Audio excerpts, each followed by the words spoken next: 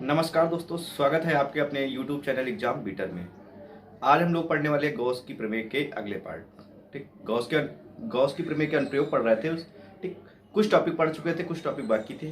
तो आज हम लोग पढ़ने वाले हैं अगला टॉपिक इसका कि गॉस की प्रमेय से कूलाम के नियम को कैसे निकालेंगे। ठीक, कूलाम का नियम हम लोगों ने निकाला था, लेकिन अब गॉस की प्रमेय से कूलाम का नियम कैसे निकालेंगे देखेंगे। ठीक, तो सबसे पहले हम लोग क्या मान लेंगे, क्या होगा, गॉस की प्रमेय से क्या करना है, कूलाम के नियम का निगमन। तो मान लेंगे निर्वात अथवा वायु में क्या है, कोई एक बिंदु है। ठीक, क्या किया हमने, किसी निर्वात अथवा वायु में हमने क्या कर लिया, एक बिंदु ले लिया जिसको हमने मान लिया क्या है, O है, और उस पर हमने क्या किया, प्लस क्यू कूलाम का आवेश रख दिया। ठीक, क्या लिखे, माना एक निर्वात या वायु में कोई एक क्या है, बिंदु है। ठीक, जिस पर क्या करेंगे, प्लस क्यू कूलाम का आवेश रख देंगे। ठीक, अब देखो इससे स्मॉल आर, यानी ये बिंदु जो था O से स्मॉल आर दूरी पर कोई बिंदु क्या ले लेंगे, P ले लेंगे। ठीक, यानी इससे स्मॉल आर दूरी पर कोई बिंदु क्या ले लेंगे, P ले लेंगे। अब इस बिंदु P से होता हुआ क्या करेंगे, काल्पनिक गॉसियन पृष्ठ खींच लेंगे। ठीक, यानी इस क्या करेंगे, इस बिंदु P पे हमें विद्युत क्षेत्र की तीव्रता ज्ञात करनी है। तो विद्युत क्षेत्र की तीव्रता हमें पता है कि ओपन पृष्ठ है, तो नहीं ज्ञात हो सकती। इसके लिए हमें क्या करना पड़ेगा, एक क्या करना पड़ेगा, बंद यानी गॉसियन पृष्ठ खींचना पड़ेगा, जो कैसा होगा, बंद पृष्ठ होगा। ठीक, तो क्या लिखेंगे, माना क्या है, कोई बिंदु O है जिस पर प्लस क्यू कूलाम का आवेश रखा है, इससे स्मॉल r दूरी पर कोई बिंदु P है जहां पर हमें विद्युत क्षेत्र की तीव्रता ज्ञात करनी। ठीक, ऐसे तो ज्ञात नहीं कर सकते क्योंकि ये ओपन पृष्ठ है, अब बंद पृष्ठ की जरूरत पड़ेगी, इसलिए हम लोग क्या करेंगे, एक काल्पनिक गॉसियन पृष्ठ खींच लेंगे। ठीक, तो खींच लो।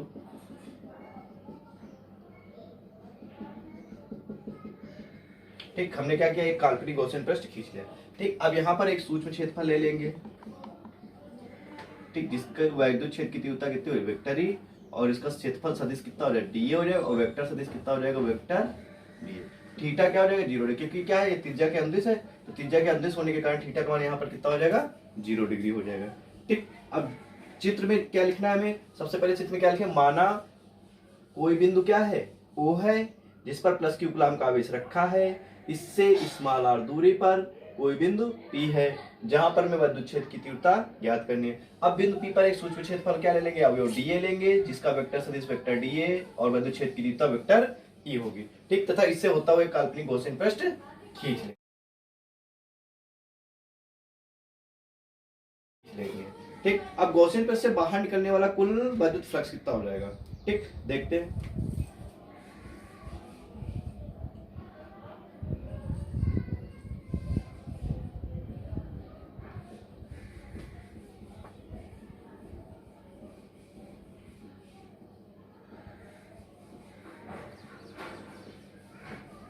गॉसियन पृष्ठ से होकर गुजरने वाला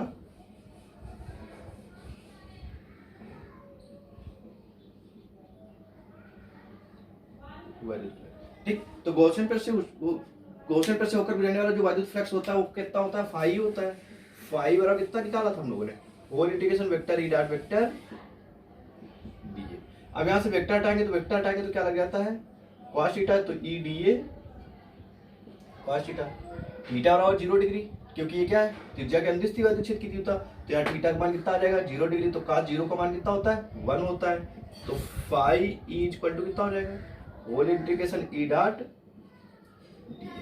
ई क्या है, कांस्टेंट वैल्यू, तो इसका इंटीग्रेशन क्या होगा, नहीं हो सकता, तो इसका इंटीग्रेशन जब इसका समाकलन नहीं होगा तो ये बाहर हो जाएगा, होल इंटीग्रेशन कितना हो जाएगा, डीए। अब ये क्षेत्रफल जो होता है हमारा, ठीक, होल इंटीग्रेशन डीए क्या, इसका संपूर्ण क्षेत्रफल कितना होता है, गोला था, तो गोले का जो क्षेत्रफल कितना होता है, 4 पाई आर स्क्वायर होता है। तो गोले के क्षेत्रफल यानी होल इंटीग्रेशन डीए क्या है, ये क्षेत्रफल है, क्षेत्रफल का जो सूत्र होता है गोले को होता है 4 पाई आर स्क्वायर, तो इसके स्थान कितना रख देंगे, 4 पाई स्क्वायर। चूंकि फाई का मान कितना होता है, गॉस की प्रमेय हमने पढ़ा था, क्यू अपान एप्सिलॉन नॉट, तो फाई के स्थान कितना रख देंगे, क्यू अपान एप्सिलॉन नॉट, तो रखेंगे यहाँ पे, तो कितना आ जाएगा, q upon epsilon naught equal to e into 4 pi r square.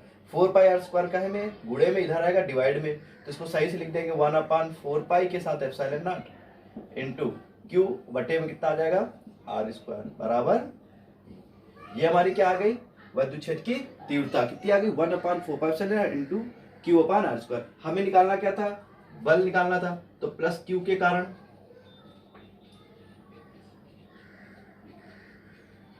बल, तो बल का सूत्र कितना, ई बराबर एफ बराबर सूत्र हमने पढ़ा था ई इंटू क्यू नॉट, तो रख दो वैल्यू, एफ बराबर कितना, ई की वैल्यू हमने निकाली थी 1 upon 4 pi epsilon naught into q upon r square into q naught. इसको सही से लिख लो तो एफ बराबर कितना आ जाएगा 1/4 इंटू क्यू नॉट बटे आर स्क्वायर।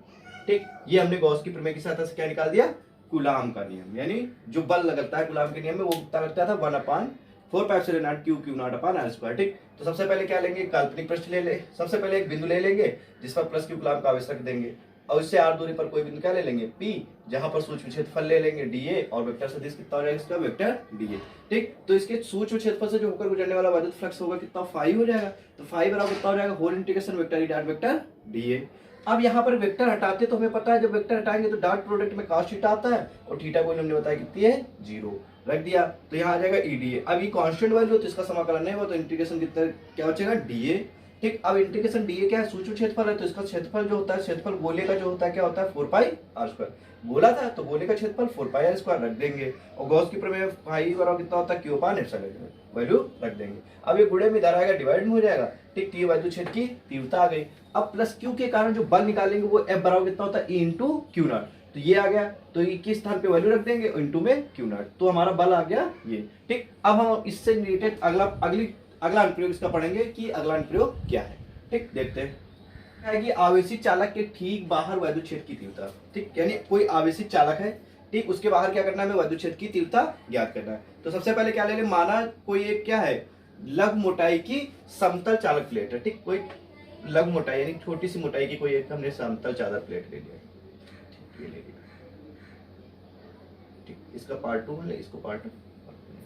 ठीक, अब क्या करना है, आवेशित चालक के ठीक बाहर। ठीक, अब कह रहा है इसको आवेशित, ये चालक कोई प्लेट है, ठीक, इसको क्या करना है आवेशित करना है, तो इसको आवेशित करेंगे तो आवेश देने पर क्या हो जाएगा, इसके पृष्ठ पर एक समान रूप से फैल जाएंगे, तो इसको आवेशित कर देंगे।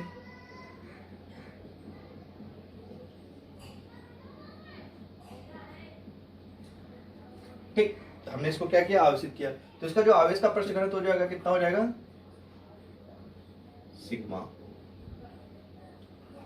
ठीक, आगे अब इससे कुछ दूरी पर हमने एक बिंदु क्या ले लिया P ले लिया।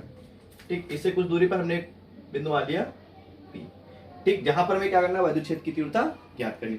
अब इसके कारण देखो वैद्युत क्षेत्र की दिशा क्या होगी, प्लस आवेश है तो प्लस आवेश से जो पहली प्लेट है प्लस आवेश से क्या होंगे बाहर की ओर निकलेंगे, तो वैद्युत क्षेत्र की दिशा कितनी हो जाएगी बाहर की ओर। अब प्लेट 2 के कारण भी प्लस आवेश से क्या होगी बाहर की ओर, तो इससे भी क्या हो जाएगी बाहर की ओर। दोनों की दिशा E1 और E2 की दिशा क्या है एक ही तरफ हो, तो इसका मतलब परिणामी तीव्रता जो हो जाएगी क्या हो जाएगी इसकी जुड़ जाएगी, तो E बराबर परिणामी तीव्रता E1 प्लस E2 हो जाएगी। ठीक, अब इसकी सबसे पहले क्या करेंगे वैद्युत क्षेत्र की तीव्रता एक प्लेट पहली प्लेट के लिए निकालेंगे, फिर दूसरी प्लेट के लिए निकालेंगे।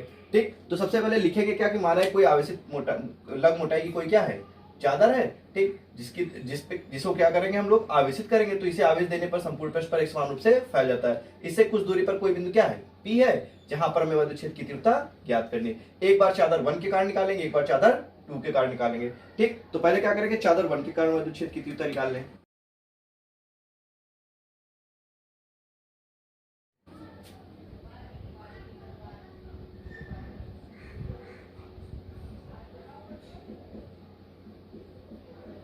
ठीक, तो क्या हो जाएगा चादर 1 के कारण बिंदु P पर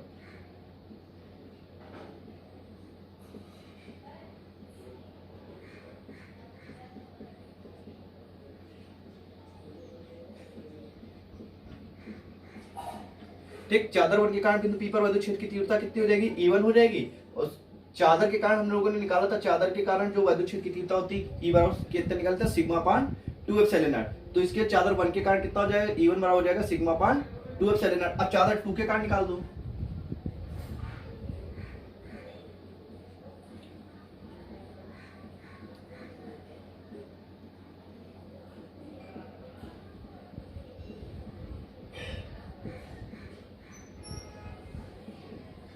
ठीक, चादर 2 के कारण बिंदु P पर विद्युत क्षेत्र कितना हो जाएगा, विद्युत क्षेत्र की तीव्रता कितनी हो जाएगी E2, तो E2 बराबर कितना हो जाएगा सिग्मा अपान 2 एप्सिलॉन नॉट। ठीक, E1 के कारण भी यही आएगी और E2 के कारण भी। अब परिणामी तीव्रता निकाले तो परिणामी तीव्रता क्या दोनों एक ही दिशा में है, इसके कारण परिणामी तीव्रता क्या हो जाएगी जुड़ जाएगी, तो लिख देंगे परिणामी तीव्रता।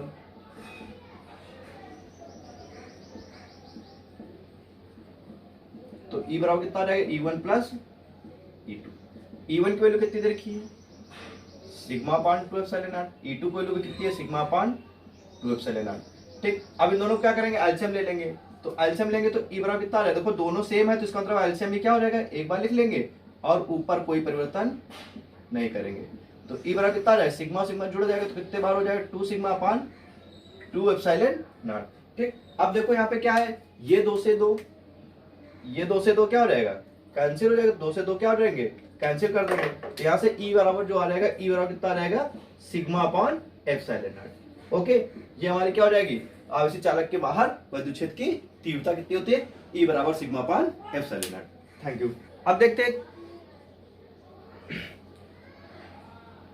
अब हम लोग करने वाले कुछ सवाल। ठीक, अब सवाल में देखते हैं, पहला क्वेश्चन क्या दे रखा है कि यदि 17.7 पिको कूलम आवेश 10 सेंटीमीटर भुजा वाले घन के केंद्र पर रखा हो।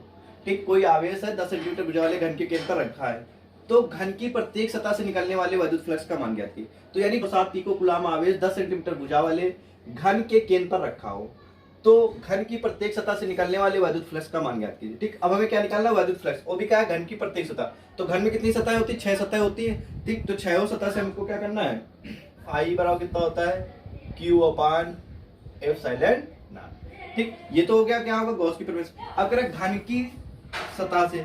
ठीक, तो घन जो है पता है हमें, घन में कितनी सतह होती है, 6 सतह होती है। ठीक, तो घन के एक फलक से निकालेंगे, तो घन के एक फलक से,